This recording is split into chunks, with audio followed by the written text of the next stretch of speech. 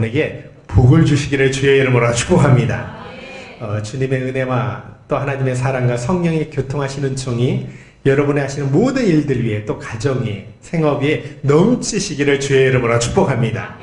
가는 곳마다 우리가 복을 빌라 그랬죠. 그죠? 또 그렇게 빌면 하나님 복을 주신다고 약속을 주셨죠. 여러분, 우리가 부활이 있으니까 소망이 있는 거예요. 부활이 있기 때문에요, 저와 여러분이 주를 위한 모든 행위들이 기쁨이 되고 축복이 되는 거예요. 그러니까 감사한 일이죠. 그래서 부활이 혹시 없으면 어떨까? 이런 걱정하실 필요 없어요. 하나님은 한번 언약한 것을 반드시 지키시는 신실하신 분이시고요. 우리 하나님은 전능하신 분이니까 오늘도 부활의 소망을 가지고 귀한 예배를 통해서 하나님 앞에 영광 돌릴 수 있는 은혜가 있기를 주의 이름으로 축복합니다.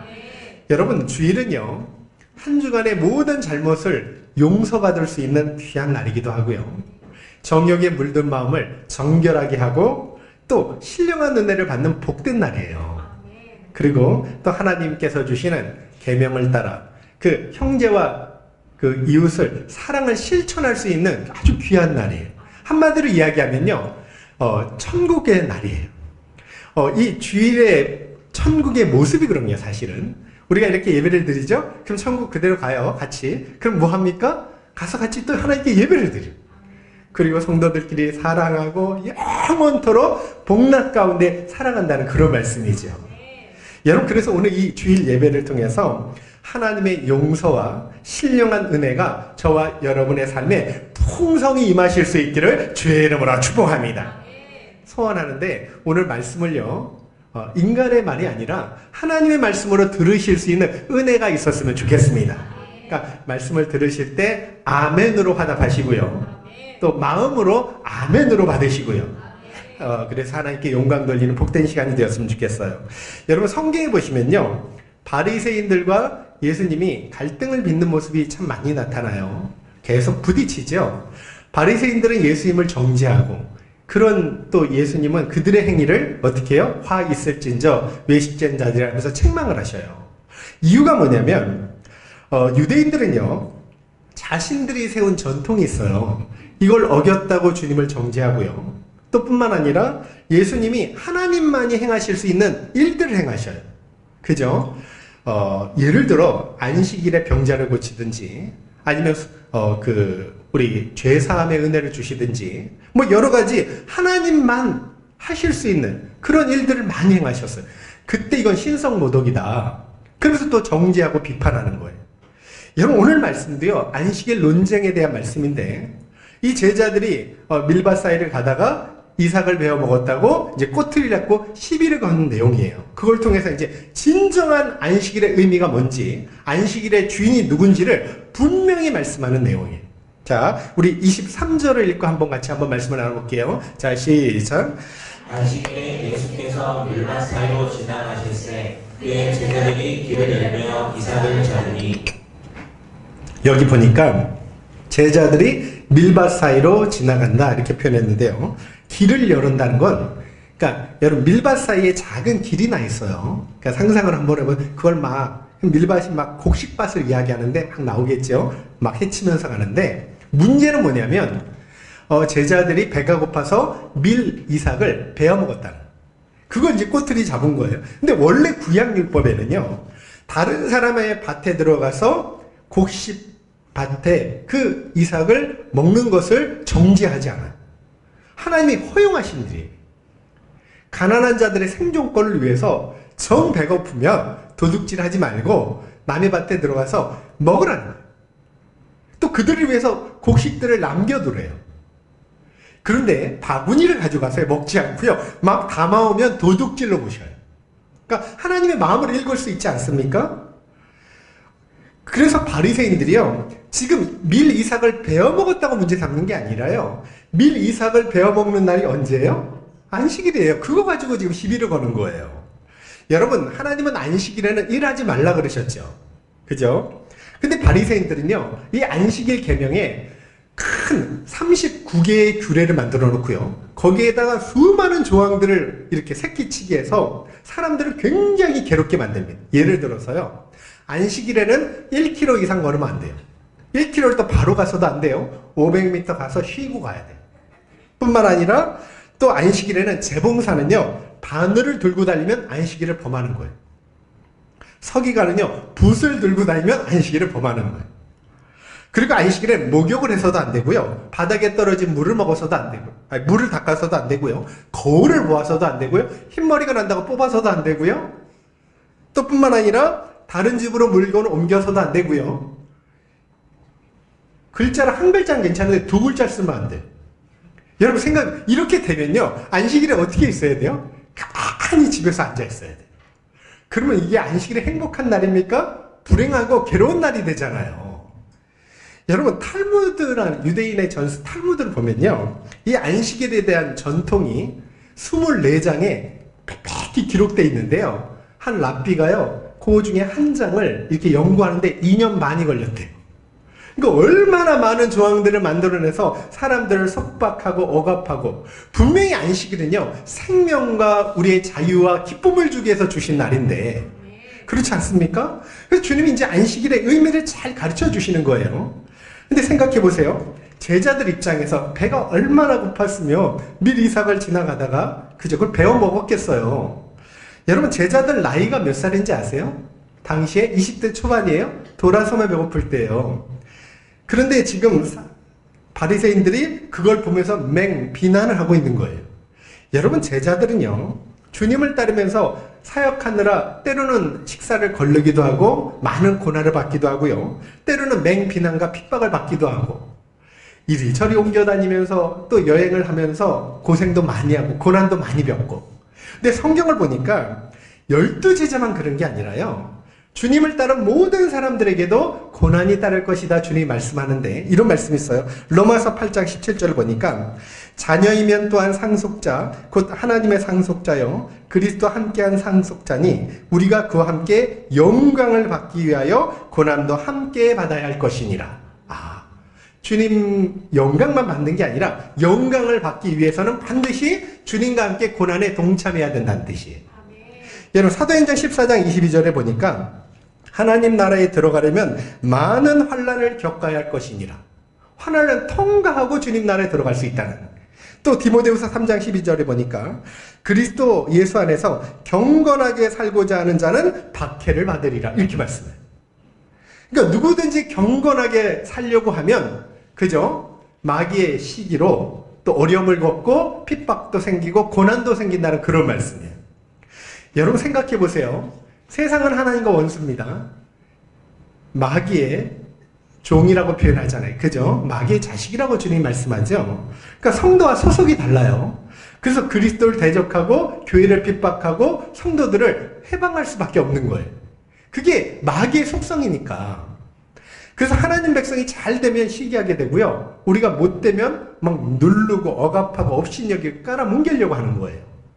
이런 이유 때문에 주님이 요한복음 15장 19절에 이런 말씀을 한번 읽어볼게요. 자, 시작. 요한복음 15장 19, 시작. 너희가 세상에 속하여 있다면 세상이 너희를 자기 것으로 여겨 사랑할 것이다. 그러나 너희는 세상에 속하지 않았고 오히려 내가 너희를 세상에서 가려 뽑아냈으므로 세상이 너희를 미워하는 것이다. 자, 세 번역으로 읽은 거예요. 여기 보니까 세상은 자기에 속한 사람들을 절대 미워하지 않는데 사랑한대요. 자기와 같은 사람들은. 그런데 주님께 속해 있는 사람을 미워한다는 거예요. 이건 진리의 말씀이죠. 여러분, 그런데 기억하실 건 주님 안에 속해서 그죠? 우리가 영광을 얻으려면 반드시 어떤 후에 고난을 감내하고 통과한 후에. 그래서 어찌됐든 여러분에게 주님 때문에 당하는 고난과 시련이 있다면요, 오히려 믿음으로 내가 주님 안에 속해 있다는 증거로 보시고 감사함으로 이겨나가실 수 있는 은혜가 있기를 주의 이름으로 축복합니다. 그게 어떤 일이든요, 주님 때문에 당하는 시련이 있다면, 어려움이 있다면, 내가 앞으로 복을 받겠구나. 그러니까 현재의 고난은 장차 우리에게 다가올 영광과 비교할 수 없기 때문에 온전하게 다가올 나의 영적 유익과 복을 바라보시면서 그렇게 감사함으로 잘 이겨나가실 수 있기를 주의 이름으로 축복합니다. 제가 수요예배 때 그런 말씀 드렸어요. 구원이 뭔가 성화에 대한 말씀을 드렸는데요. 여러분 구원을 잘 아셔야 돼요. 자, 정확히 뭐냐면 구원은요. 과거적 구원, 현재적 구원, 미래적 구원이 있어요. 과거적 구원이 뭐냐면 우리가 과거에 예수님을 믿는 순간이 있잖아요. 그죠? 그때 구원을 받아요. 하나님 자녀가 되고요. 의롭다고 인정을 받아요. 그러니까 신분이 마귀의 종에서 하나님의 자녀로 거룩하게 탈바꿈되는 거예요. 이걸 과거적 구원이라고 이야기해요. 그런데 삶이 변화되는 건 아니잖아요. 신분이 변화된 거죠. 그래서 현재적 구원이 필요한데요. 현재적 구원이 뭐냐면 이 오늘도 두렵고 떨림으로 구원을 이루어가는 삶을 말해요. 그러니까 천국 갈 때까지요. 예수님을 닮아가는 삶, 이걸 성화라고 표현하는 거예요. 주님처럼요. 9가지 성령의 열매, 사랑, 희락, 기쁨이죠. 화평, 오래 참음, 자비, 양성, 착한 거예요. 충성, 온유, 절제. 이런 열매들이 막 주렁주렁 맺히면서 나타나고요. 또 주님이 하나님 말씀에 100% 순종하면서 믿음으로 따랐던 것처럼 우리가 주님 말씀에 순종하며 따라가는 삶을요. 바로 성화의 삶이라 그래요.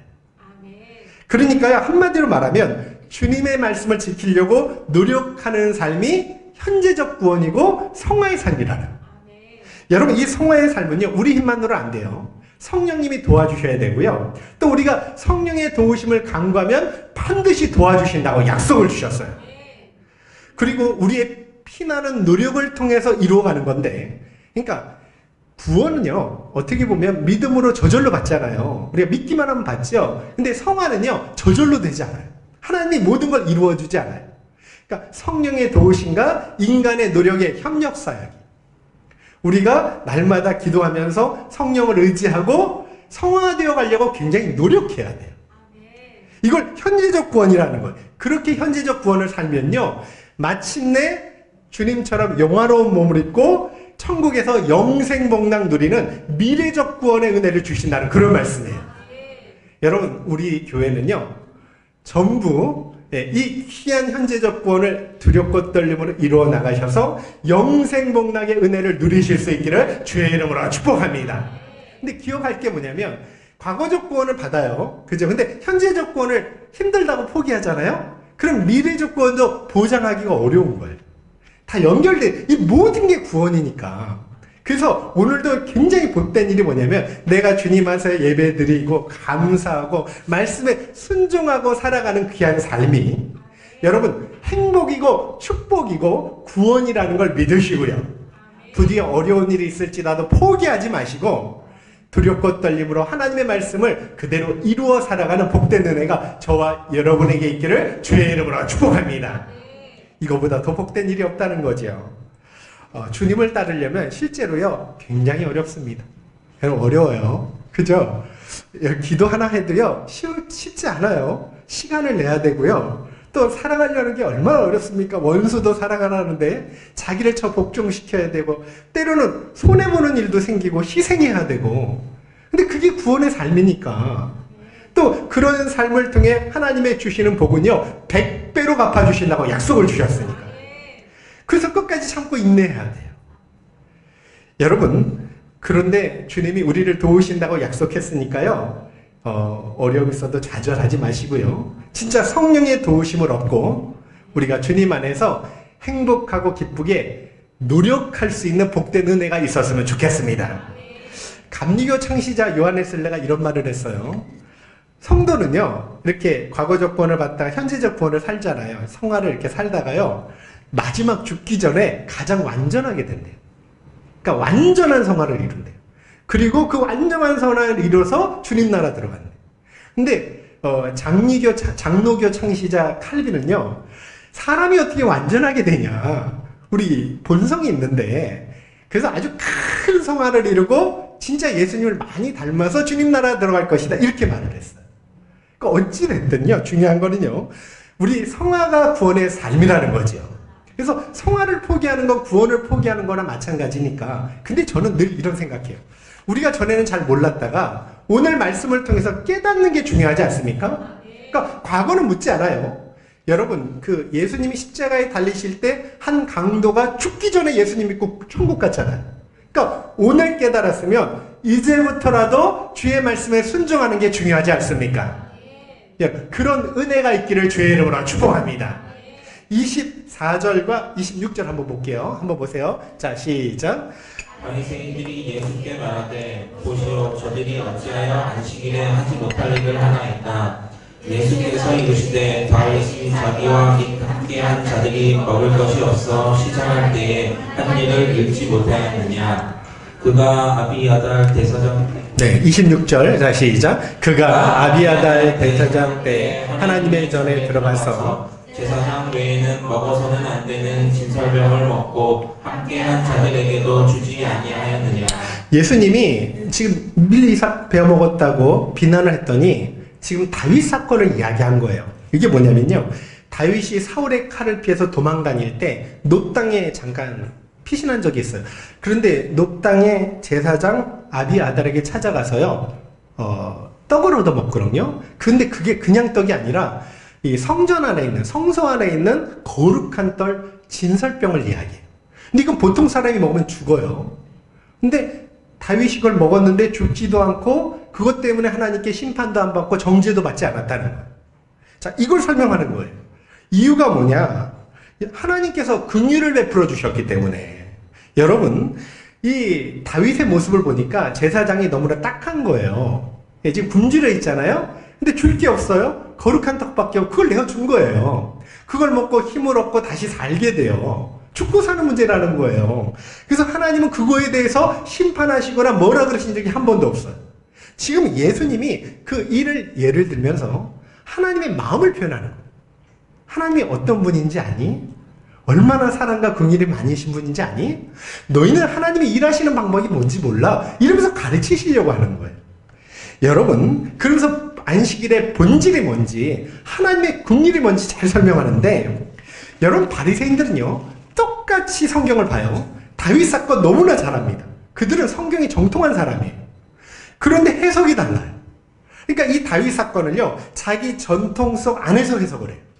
그러니까 예수님과 다른 해석을 하고 사람들을 오히려 괴롭게 만들었죠. 그래서 주님이 마태복음 23장 23절 이런 말씀을 해요. 한번 읽어보세요. 자, 시작.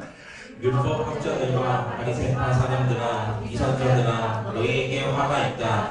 너희는 박하와 하얀과 금치의 11조를 드리면서 정의와 자비와 시기와 같은 율법의 더 중요한 요소들은 버렸다. 그것들도 소홀히 하지 않아야 했지만 이것들도 마땅히 행해야 했다. 바리새인들은 종교적 열심이 대단했습니다. 우리는 뭐 따라가지도 못해요. 예를 들어 11절 드리는데요. 여기 보니까 분명히 박하, 회양, 근처에 11절 드렸다 그랬죠? 이파리까지 세워가지고 식물에. 야, 이게 어떻게 흉내를 낼 수 있습니까? 그런데 주님이 뭐라, 그걸 잘못됐다고 말하는 게 아니라요. 너희는 형식적으로 그렇게 다 드리면서 진짜 율법에 더 중요한 정의와 긍휼과 믿음을 버렸다고 책망하신 거예요. 여러분, 율법도요, 진짜 중요한 건 그 정신이거든요. 그 정신은 사랑과 긍휼과 믿음이라는 거예요. 주님이 그걸 지금 말씀하는 거예요. 여러분, 사람이 만든 전통이나 제도보다 한 생명이 천하보다 귀하다는 걸 믿으시기를 주의 이름으로 축복합니다. 생명보다 귀한 건 없어요. 그래서 주님도 천하를 얻고도 제 목숨을 잃어버리면 무엇이 유익하냐. 또 누가복음 10장에 보니까 선한 사마리아 사람 비유가 나와요. 한 유대인이요 여리고로 내려가다가 강도를 만납니다. 거의 죽게 됐어요. 근데 제사장이 보고 그냥 피해 지나가요. 레위인이 보고 도망가요. 근데 한 이방인 사마리아 사람은 그를 아주 극진히 보살펴줘요. 당시 제사장 레위인은요 율법을 대표하는 사람이에요. 근데 이제 피해갔죠. 이유가 있어요. 나름 원래 율법에는요 죽은 사람 시체를 못 만지게 돼 있어요. 그러니까 나는 종교적 정결 의식 때문에 어쩔 수 없이 죽은 줄 알고 피해갔습니다. 핑계댈 수 있어요. 근데 중요한 거는요 율법엔 그것만 있는 게 아니라 죽어가는 이웃을 방치하는 건 더 큰 율법을 어기는 죄악이 된다는 말씀이에요. 그러니까 어떤 이유에서든 혹이라도 정결 의식을 범할지라도 제사장 레위인은 공경에 처한 사람을 도와줘야 그게 하나님을 경외하는 사람의 모습이라는 말씀이에요. 주님은 분명히 여러분 하나님의 본체시고요 제2위의 성자 하나님이세요. 주님은 나를 본 자가 아버지를 봤다고 그러고요. 그래서 주님 말씀이 하나님 말씀이고 주님 뜻이 하나님의 뜻이고요. 여러분, 우리 주님은 사랑과 긍휼의 주님이셔요. 그래서 언제든 주님을 닮아서 긍휼과 사랑으로 모든 사람을 대할 수 있는 은혜가 있기를 주의 이름으로 축복합니다. 그게 하나님의 뜻이라는 거예요. 마태복음 9장에 보니까 바리새인들이 예수님이 죄인들과 식사하는데 막 정죄하죠. 그때 이런 말씀을 해요. 건강한 자에게는 의사가 쓸데없고 병든 자에게라야 쓸데있느냐. 너희는 가서 내가 긍휼을 원하고 제사를 원하지 아니하노라 하신 뜻이 무엇인지 배우라. 진짜 예배만 드린다고 다 드리는 게 아니라는 거예요. 그 안에 주님에 대한 사랑도 있고 이웃에 대한 긍휼도 있어야 되고요. 여러분, 야고보서 2장 13절에요. 긍휼을 행하지 아니하는 자에게는 긍휼 없는 심판이 있으리라. 그러나 긍휼은 심판을 이기고 자랑하느니라 말씀해요. 긍휼이 심판을 이긴데 무슨 뜻이냐면 긍휼을 사람들에게 베풀지 않으면 하나님의 무자비한 심판이 임하지만 우리가 긍휼과 사랑으로 나아가면 하나님께서도 그 사람에게 긍휼을 베푸신다는 그런 말씀이에요. 여러분, 이런 이유 때문에 모든 지상교회는요, 진짜 한 영혼을요, 천하보다 귀하게 여겨야 되고요. 어떤 일이, 세상 사람도 마찬가지입니다. 누구를 대하든지 사랑하는 눈으로 긍휼한 마음으로 우리가 바라보실 수 있는 은혜가 있기를 주의 이름으로 축복합니다. 그게 주님을 기쁘게 해드리는 거니까. 27절 한번 볼게요. 자, 시작.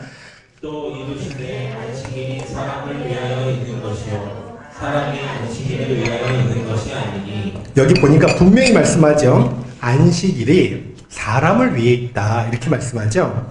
여러분, 하나님께서 주신 모든 율법 규례는요, 사람을 위해서 주신 거예요. 우리 위해서 주신 거예요. 여러분, 안식일을 한번 보세요. 안식일을 제정하신 목적이 두 가지거든요. 첫째는 뭐냐면 휴식을 위해서예요. 쉬라는 거예요. 건강을 위해서. 최초의 안식일이 창세기 2장에 나오는, 한번 읽어보세요. 2장 3절입니다. 자, 시작. 하나님이 그 일곱째 날을 복되게 하사 거룩하게 하셨으니 이는 하나님이 그 창조하시며 만드시던 모든 일을 마치시고 그 날에 안식하셨습니다. 창조도 하나님이 쉬셨기 때문에 하나님의 형상을 닮은 백성도 쉬어야 된다는. 솔직히요, 안식일에 너무 혹사시키면 안 돼요. 어느 정도 육체의 쉼을 얻게 해줘야 돼요. 교회는 그래야 돼요. 쉬는 날이에요, 사실은. 여러분, 10계명을 통해서 4계명이 안식일을 기억하여 거룩히 지키라 그랬잖아요. 한번 보세요. 출애굽기 20장 9절 11절입니다. 자, 시작. 출애굽기 9장 11절 없습니까? 예. 다시 한번 볼게요.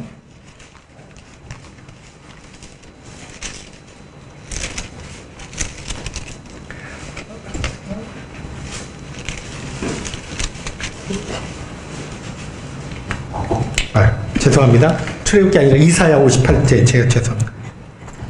아니, 자, 출애굽기 20장입니다. 20장 9절 11절. 출애굽기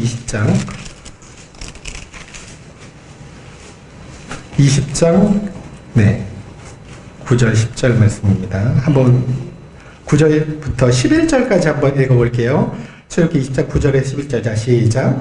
엿새 동안은 힘써 내 모든 일을 행할 것이나 일곱째 날은 내 하나님 여호와의 안식일인즉 너나 내 아들이나 내 땅이나 내 남성이나 내 여종이나 내 가축이나 내 문 안에 머무는 객이라도 아무 일도 하지 말라. 이는 엿새 동안에 나 여호와가 하늘과 땅과 바다와 그 가운데 모든 걸 만들고 일곱째 날에 쉬었습니다. 그러므로 나 여호와가 안식일을 복되게 하여 그날을 거룩하게 하였느니라. 자, 분명히 말씀하자요. 쉬라는 거죠.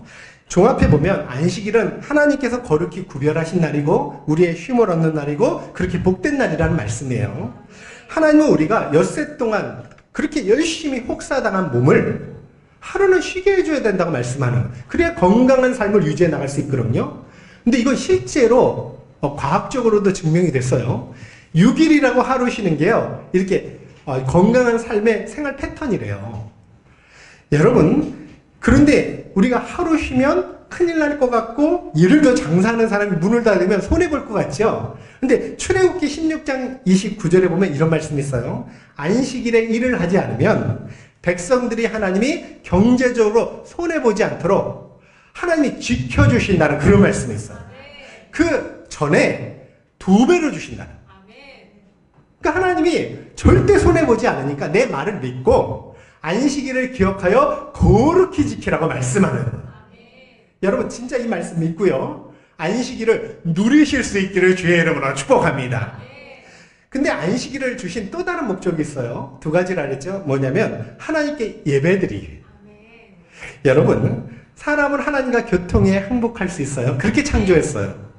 그래서 하나님의 형상을 닮았기 때문에 아무리 사람은요 물질적으로 풍성해도 하나님과 교제가 없잖아요. 예배를 드리지 않으면 만족과 기쁨과 평안과 영생과 구원을 누릴 수가 없어요. 주님도요 마태복음 4장 4절에 사람이 떡으로만 살 것이 아니라 하나님 입에서 나오는 모든 말씀으로 산다고 말씀했거든요. 여러분 성도는요 오늘 이렇게 예배를 통해서 하나님이 주시는 복을 받아야 이번 한 주간도 내적인 평안과 기쁨 속에 살아갈 수 있고요. 또 영성을 유지해 나갈 수 있고요. 또 세상에서 하나님의 복을 받아서 하는 일에 모든 일에 형통하는 은혜를 누릴 수 있다는 그런 말씀이에요. 그러니까 예배 드리는 게 너무 중요하다는 거죠. 그래서 오늘도요 예배를 거룩히 지키는 사람들에게 약속대로 그 가정과 하는 일들 위에 복을 주시고 지켜주실 줄로 믿습니다. 여러분 그거 아세요? 주일은 성도들만 지켜요. 불신자가 주일 지키는 거 못 봤잖아요. 그래서 주일을 지킨다는 건 내가 주님 안에 있다는 표가 되기도 하고 하나님 백성이라는 증거가 되기도 하는 거예요. 복된 일이에요. 주님은 그러면 어떻게 하면 이렇게 안식일을 거룩히 지킬 수 있는지 방법을 다 가르쳐 주셨어요. 예를 들어 이거예요. 주님이 안식일에 무슨 일을 하셨죠? 오전에는 이렇게 예배 드리면서 회당에서 말씀을 가르치셔요. 그리고 같이 점심을 먹어요. 그리고 오후엔 뭐 하셔요? 각색 병든 자들을 고쳐주시고 또 그들을 살려주시고 치유해주셔요. 이게 주님이 안식일에 하셨던 일이에요. 굉장히 바쁘죠. 그러니까 주일날은요 세속적인 노동을 중단하고 하나님께 예배드리고 말씀을 묵상하고 생명을 살리는 날이라는 그런 말씀이에요. 여러분 그런데 안식일에는 절대요 개인의 사사로운 쾌락과 세속적인 일로 보내시면 안 돼요. 이게 이사야 58장 아까 이제 한번 보세요. 이제 읽어보세요. 자 시작. 유다야 내가 안식일에 발길을 삼가 여행을 하지 않으며 나의 거룩한 날에 너의 쾌락을 일삼지 않으며 안식일을 즐거운 날이라고 부르며 주의 거룩한 날을 존귀한 날이라고 한다면 그리고 이 날을 귀하게 여겨서 내 멋대로 하지 않으며 너 자신의 쾌락을 찾지 않으며 함부로 말하지 않으면 그때 너는 주 안에서 즐거움을 얻을 것이다. 내가 너를 땅에서 여호와 함께 하고 너는 조상 야곱의 유산을 먹고 살도록 하겠다. 이것은 주님께서 친히 하신 말씀이다. 네, 세 번역으로 읽으신 거예요. 개역개정 성경에 보니까 오락이 나와요. 오락을 그만다 그랬거든요. 이게 뭐냐면요. 하나님을 기쁘시게 하지 않고 사사로이 쾌락을 위해서 사용하는 걸 말하는 거예요. 그걸 그만다는 거예요. 여러분 자신의 쾌락을 위해서 놀러 다니 그러면 안 된다는 거예요. 쉼을 얻는 건 좋지만 하나님께 예배 드려야 되지 않아요? 예배 드리고 쉬어야죠. 여러분 당시 유대인들은요 이 안식일을 오용을 해가지고 자기 쾌락을 위해서 사용했어요. 그래서 그걸 책망하는 말씀이에요. 만약 성도가요 안식일을 거룩히 여기면 어떤 축복을 주신다 그랬죠? 여호와 안에서 즐거움을 얻고요. 또 이 땅에서 영화롭게 되고요. 뿐만 아니라 조상의 야곱의 유산을 먹는다는 건 그 하나님이 주시는 모든 축복의 약속을 누린다는 뜻이거든요. 그리고 존귀한 자로 세워주신다는 말씀이에요. 얼마나 놀라운 축복이에요? 여러분 이 축복의 약속이 저와 여러분의 것이 되기를 주의 이름으로 축복합니다. 마지막으로 28절 한번 읽어볼게요. 자 시작. 이러므로 인자는 안식일에도 주인이니라. 여기 인자는 예수님이죠. 안식일의 주인이다 무슨 말이냐면 인자가 안식일을 만드신 분이라는 뜻이고요. 예수님 만들었다는 거예요. 뿐만 아니라 인자만이 안식일의 정확한 해석을 할 수 있다는 말씀이에요. 그렇지 않습니까? 여러분 안식일을 만드신 분이 하나님이에요. 그럼 예수님이 누구란 뜻이에요? 하나님이란 말씀이에요. 그래서 오늘도요 참되게 안식일을 지키려면 우리가 예수님을 믿고 예수님 안에 거하고 예수님을 주로 모시고 예배하면서 말씀대로 살아가는 게 바로 참 안식에 거하는 그런 삶이라는 말씀이에요. 우리는 예수님을 통해서 하나님께 나아갈 수 있고요. 예수님을 통해서만 성령과 교통할 수 있어요. 예수님을 통해서만 말씀의 뜻을 알 수 있고요. 하나님의 섭리를 깨달을 수 있다는 그런 말씀이에요. 그래서 날마다요. 예수님이 행하신 일과 말씀을 많이 묵상하셔서 여러분 의와 긍휼과 믿음의 삶을 통해 하나님께 기쁨을 드리고요. 정말로 주님 안에서 행복과 기쁨 속에 살아가실 수 있는 은혜가 있기를 주의 이름으로 축복합니다. 하나님이 그걸 원하신다는 거지요. 여러분 어떤 것도요. 인간이 만든 제도보다 생명이 중요하고요. 중요한 건 오늘도요. 어떤 종교 행위보다 우리가 사랑과 긍휼을 베푸는 걸 훨씬 더 중요하게 생각하신다는 거예요. 우리 교회가요. 그래서 주님이 하라 그러면 두렵고 떨리는 마음으로 하고요. 하지 말라는 건 생명 걸고 하지 않는 귀한 성화의 삶을 통해서 마침내 미래 조건, 영생 복락 누리는 은혜가 모두에게 있기를 주의 이름으로 축복합니다. 있지만 지금부터 잘하면 돼요. 돼요. 괜찮아요. 그래서 오늘도 그런 마음을 가지고 찬양하고 기도했으면 좋겠습니다. 우리 같이 이제 일어나셔서 찬양하고 기도했으면 좋겠습니다.